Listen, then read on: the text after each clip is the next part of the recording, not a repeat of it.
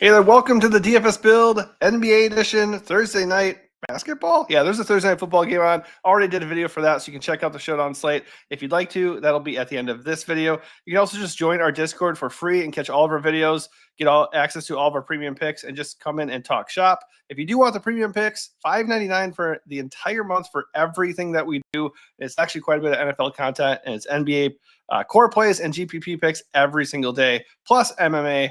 Did I say MMA twice? It's NBA, MMA, and NFL. Point being, there's a lot of stuff there, so go ahead and take advantage of it. If you just want access to this video, we're still going to try to help you out, but also try to help us out too. If you can, hit the like button, subscribe to the channel, and again, come join Discord if you're not in there already. All right, let's get to it. The way we do it, we go game by game, and it's a lot easier since there are only 4 games on the slate. And here we go, Orlando in Charlotte. We got a midday downgrade for Franz Wagner. He may not play in this game, which obviously is going to inflate Paolo Banchero quite a bit. And then Desmond Bane looks really, really good at 6'7". So, Taylor, you can speak a little bit more to the value here if there's anything that looks good to you. I'm not really digging it that much, but I feel like it's going to be really hard to get away from Banchero and Bane on the slate. Yeah, even with Wagner in, I think those guys look really good. They're playing Charlotte on the road. Second half of back-to-back for the Magic, so not ideal, but Charlotte's just a really good spot for anybody. And then obviously if Wagner's out, like the usage will kind of concentrate with Paolo and Bane. Suggs is out, which I think opens up value that I do like. I don't really know what to expect. Like Tyus Jones is projected to start. I don't know if he will. Either way, I prefer Anthony Black. I don't really care if he starts. He's 4-3. He's been playing more minutes than Tyus Jones lately. He outplayed Jones when Jones started for Suggs last week.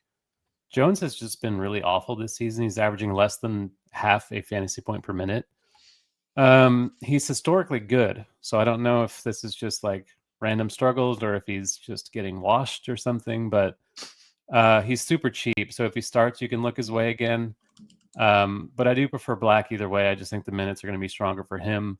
Matchup's a really strong one as well. So for 4-3 on DK and I think 4-6 on FanDuel, I like Black a lot.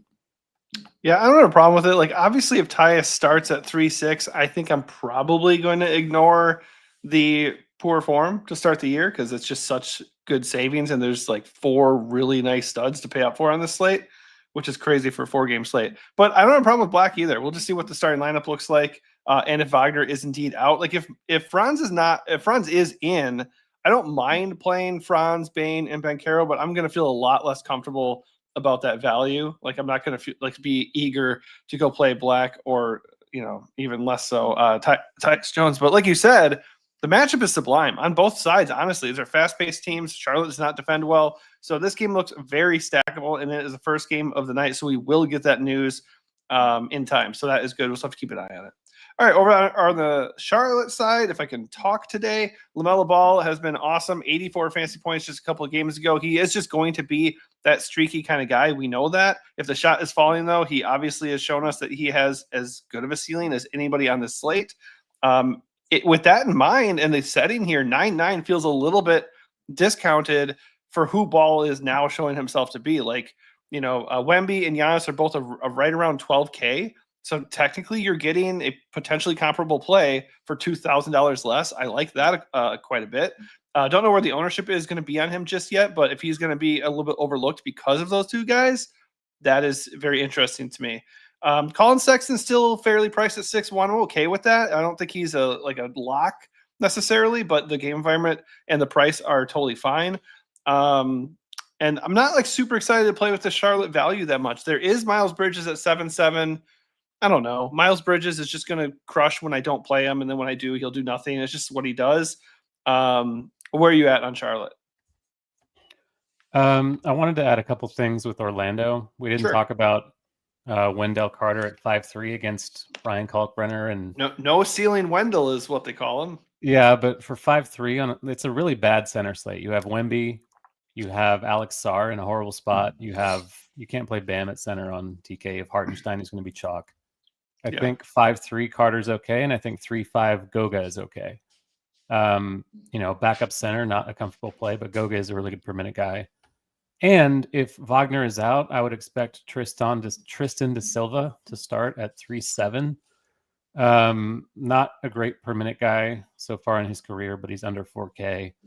Would have the minutes in a starting role, so I think that's a pretty good value. On Charlotte, I think Trey Mann is a really good value at 3.8 with no Brandon Miller playing off the bench, but he had a 29% usage rate in the last game. He made 3 of his 15 shots, so not great, but for 3.8, a guy who's going to hoist when he's out there, I think that's a pretty strong value play on this slate. Con Knipple getting a little expensive, but we have seen him kind of impress in a limited sample without Miller. 5.1's kind of expensive though. Kalkbrenner again at 4.5, like still cheap, still starting. Not a great spot. He does have a very low floor, but he has been pretty good per minute. And then Diabate's okay. Like I think there's a lot of value on both sides of this game, and stacking it up makes a lot of sense, especially if Franz Wagner's out. I mean, there's a lot of value relative to the slate. And I know we kind of disagree on this sometimes, but like if the slate were bigger, I wouldn't even be looking at Trey Mann. Like I don't really want to play Trey Mann. I think of the value. Well, I mean, in the context of the slate, no, I know, there's a guy with a ceiling under 4K, and this game I think has the highest total on the board. True. So I think stacking it up is pretty viable. I agree it is. It just feels gross. I think like so far of the values, I think Anthony Black is much more palatable than that. And I think Kalkbrenner is pretty interesting too, just because he's probably going to get 25 to 30 minutes. I trust him a little bit more than Diabate, but that's not really saying that much because he's certainly exhibited a low floor as well. But this looks like a pretty good game to target. If you want to take a shot on those values, you absolutely can. Warriors are in Milwaukee. This game has a nice 231.5 total and only a 3-point spread. So this should be another good game that we can attack. That's another thing. Like if you are just going to be stacking games, like it could make sense to kind of avoid the game that's going to be super chalky and just go to the next one that has a very similar, spread and, total here. Curry though, like he tops up for the Warriors and he's not like coming in with a massive projection. He is only 9K.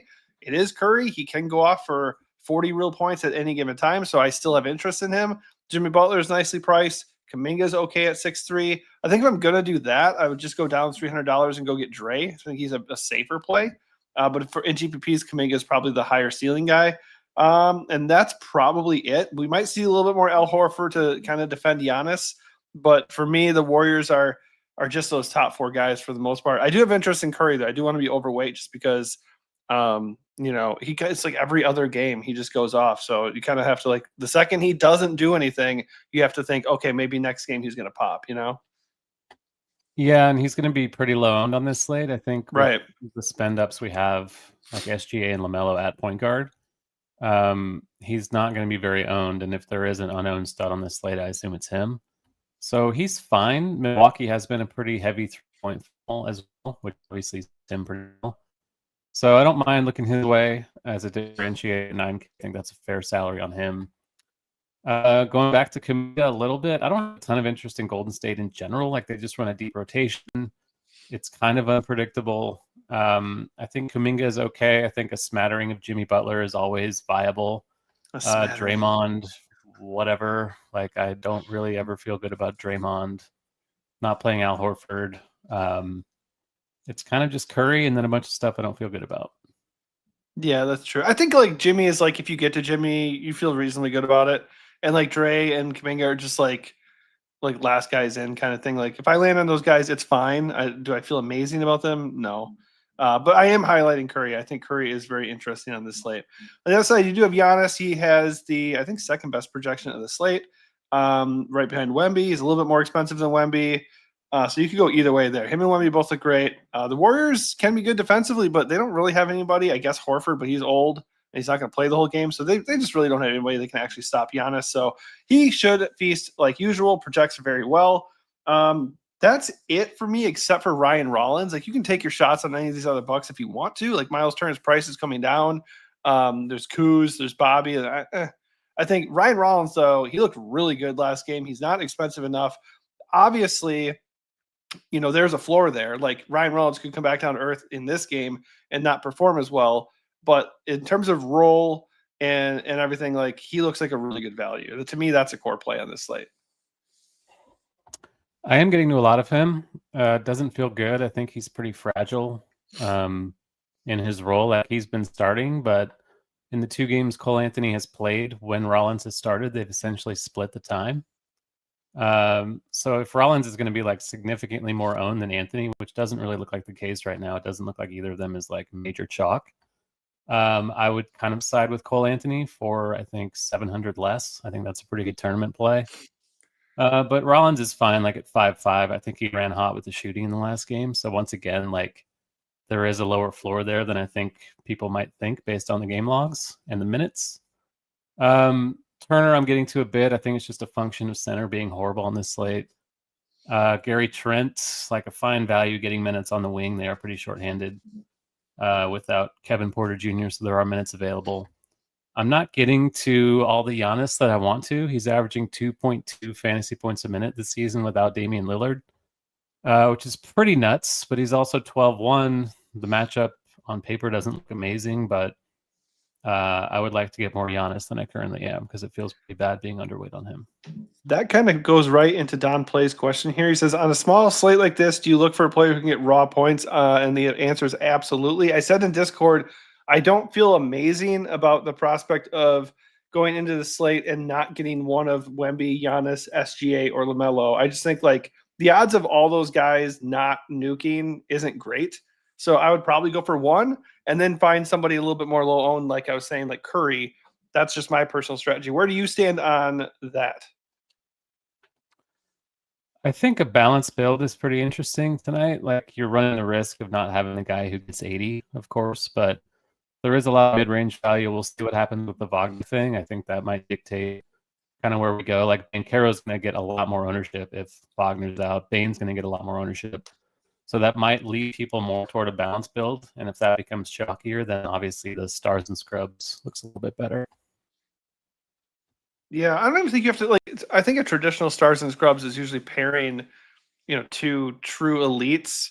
So I guess it just depends what other value opens up and like what risks you're taking. Like, do you have to go play Giannis and Wemby or Giannis and SGA? No, not really. I don't think you have to do that. So I think you can kind of do somewhere in the middle. Like if you can afford like Giannis with Banchero or something like that, I think that would be pretty good. And for me, I'd probably be looking more like to Curry or something. But we'll see how the slate shakes out. And I like the logic, by the way, Cole Anthony versus Ryan Rollins. I just think based off of how he's been playing, like Milwaukee would be pretty stupid to not just give him more minutes. He's been the better player between the two. So we'll see what happens. But I'm more on Rollins at the moment. Played pretty well. Anthony, his usage hasn't been super high, but he's, he had 9 assists in the last game. He's doing stuff as well. That's true. Fair point.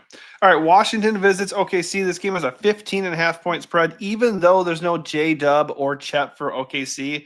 That's a little interesting to me. I wouldn't be that shocked if Washington actually made a game of this. Like, that's 2 pretty important players to not have. OKC does have Alex Caruso back, so their top, the perimeter defense should be back to where it was to a certain degree. But Washington, like, nobody really grades out like a god here. Alexander Sarr has a tough matchup. It's kind of limited minutes wise, although that wasn't really the case last game. And he did display quite a ceiling last game too. So I think there's a lot to like for Washington if you are getting into a lot of OKC guys and want to do something like crazy and stack the game that looks like the biggest blowout of the night. Sarr, like in a vacuum, does look interesting. Keyshawn George has shown a really nice ceiling. Who else is here? Trey Johnson off the bench looks okay. CJ McCollum is still too cheap. Do I want to stack Wizards? No, I don't actually, because the matchup isn't good. But I think it's a really interesting contrarian thing to consider, at least getting a couple pieces here if you are like me and playing some Thunder tonight. Yeah, I would. I mean, I wouldn't say I would like to get more Wizards than I am because it is like a horrible spot and they're 2 touchdown underdogs on the road. And OKC, while they don't have Chet and J-Dub, they do still have Caruso and Dort and Willis and SGA. They still have very good wing defenders. So, and Washington's still just like a young team, a lot of inexperience there. I think they're at risk of just total systemic failure in this game. So, like the salaries on guys like Trey Johnson, CJ McCollum to a lesser extent look okay. Alex Sarr burned me, obviously, the other night. I didn't have him at all, essentially. But the minutes generally for him are not safe for whatever reason, even though he is a very good prospect. They just don't typically extend him too much. So yeah, like it doesn't feel great being under on a guy like Sar or a guy like George because they have been quite good to begin the season, but not really the place I want to take a stand. I think there are ways to get different that don't involve getting too many wizards. Yeah, I guess I don't fully agree there just because it is just a 4-game slate. If it was a bigger slate, I wouldn't really feel like that's super necessary. I think though, based off of their ceilings and like the permanent production, like they actually are pretty decent plays. The only reason why we don't want to play them is because OKC's defense is very good and it's a 15-point spread. But I don't really believe in a 15-point spread when you have two key players out like that. Like, okay, on one hand, OKC's defense probably will still be good, but their offense might suffer immensely from missing two guys who are capable of putting up 20 points in a game. So that's where I think it could be a little bit closer than people think, and has me a little bit over the field on Washington. It feels gross, but I have a lot of OKC guys, so like I do think running it back with one or two Wizards is not the worst thing to do here. Hartenstein, of course, on the other side, 6'7", no Chet, no Jalen. Wizards, like he looks like a total smash. The only way Hartenstein does not get there is random foul trouble or if the game does indeed blow out. And honestly, like I said in Discord, he might get there in 3/4 anyways. So he looks awesome at 6'7". SGA, he does not need a big sales pitch normally, and it's the Wizards. So if this game stays close, he could absolutely nuke the slate. I love SGA as a slightly cheaper pivot away from Giannis and Wemby right now. It's just you got to be willing to take on the risk of the blowout. And then, of course, there's Aaron Wiggins at 5.5. He benefits the most with no Jalen and Chet. He's going to play a lot. He was great in the last game, and he looks like a core play for me too. Yeah, it's just that forward is pretty loaded in mid-range. Like we'll get to the Miami stuff. We'll see if Orlando stuff happens. So I do like Wiggins a bit. Coming off the bench, semi-limited minutes. I guess like if a blowout happens, maybe he gets extra run in that scenario. It is a good spot for him. So I'd like to get a little bit more of Wiggins than I currently have. Hartenstein, don't really have much to add. Like the Wizards are allowing more points in the paint than they did last season when they were second to last in that department. So great spot for him. He does kind of get limited usage. Like he will randomly just not take shots like he did in the last game, but feels like a drop your nuts type of slate. I don't really know what that means, but I want to. Yeah. I mean, I think I want to. I don't know. You want to drop your nuts? I don't want to drop my nuts, but I don't know what that means. You want to go stem only? No nuts? Why did you say stem? Why are you calling it I don't stem? know. It kind of goes with the This is a real brain slate. Yeah. That's hilarious. I don't know. Does that mean you just like take your stand and say fuck it because it's a 4-gamer? I agree with that if that's what that means. And that's why I'm talking about the freaking Wizards of all teams. Yeah, I mean, like the points in the paint thing obviously bodes well for SGA also. Like he does most of his damage getting to the basket, getting into the paint and stuff. So I do like that as a lower owned spend. Thanks, Don Play. He cleared it up. It means take a stand. But I do like this. I like this better though. Yeah. That's way better. Don't ever hide who you are, Don Play, around us. We want to drop your nuts. That's what we want. We'll have a drop your nut play of the day in Discord every day. We really should. That's great. That's trademarked. Don't try stealing that. Otherwise, like I don't really think the rest of the Thunder are really worth. I mean, maybe a dart throw with like Wallace or Caruso, but you know, it's kind of just Hartenstein, SGA, and a little bit of Wiggins. I mean, there is extra usage there. Like we don't want to actually play guys like Dort and Caruso because they don't, typically have high ceilings. They have low floors, but there's just another dude out of the lineup, and it's like a dream spot. I don't mind getting to them a little bit, Dort and Caruso, and Case on Wallace, of course. I think just OKC in general looks really, really good. So I'm not going to cut too many, even to Jay Mitchell. I didn't even mention him.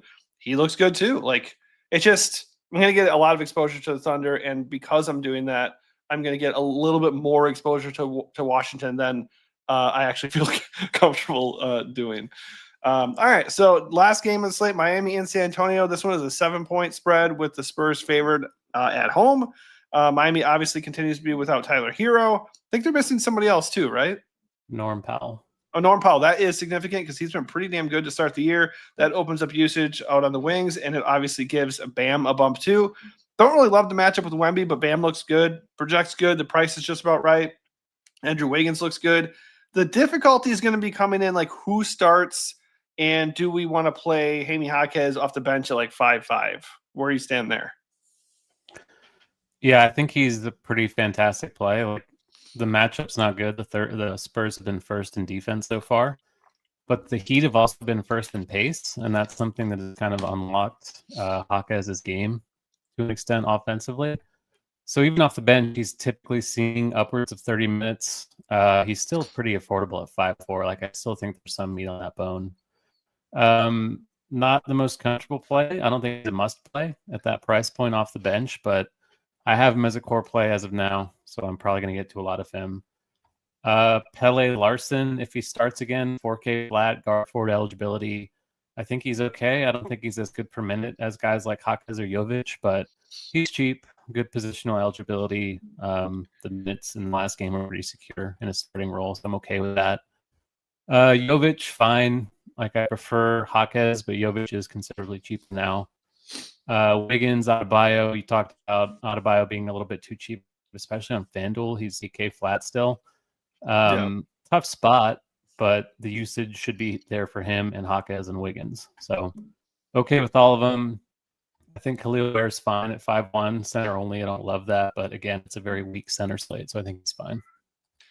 I mean, I will say I think it's interesting that a lot of the ownership, at least right now, is going to these Miami guys because as you were alluding to, the Spurs are number one in defensive efficiency. That's problematic, especially on the road where you're 7-point dogs. So I feel like the Heat kind of feel a little trappy.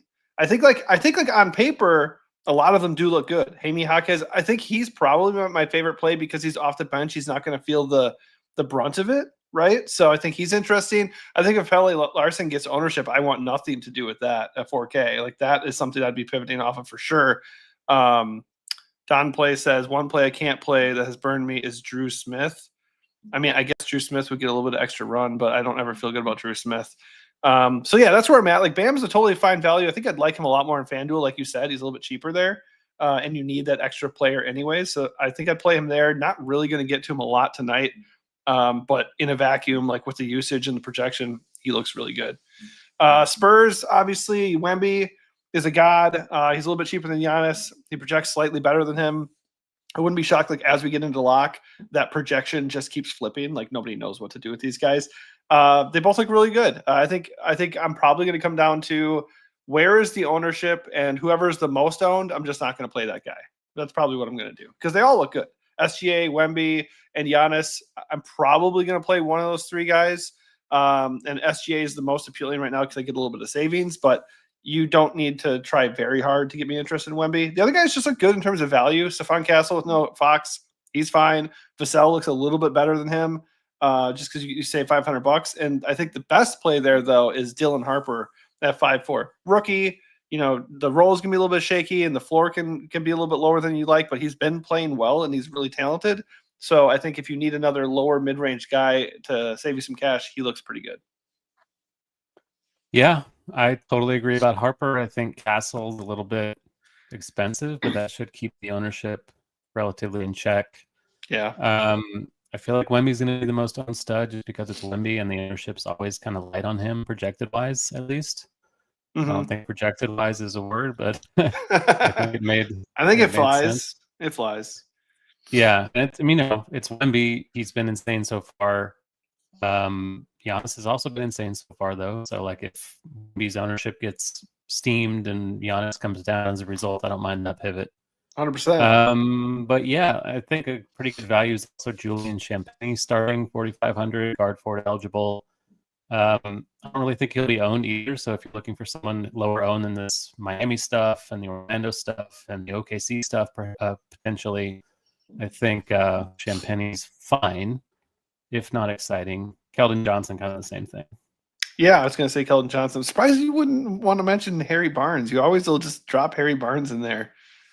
Even though we know he's not a great option, but like he just always gets like 25 plus minutes no matter what.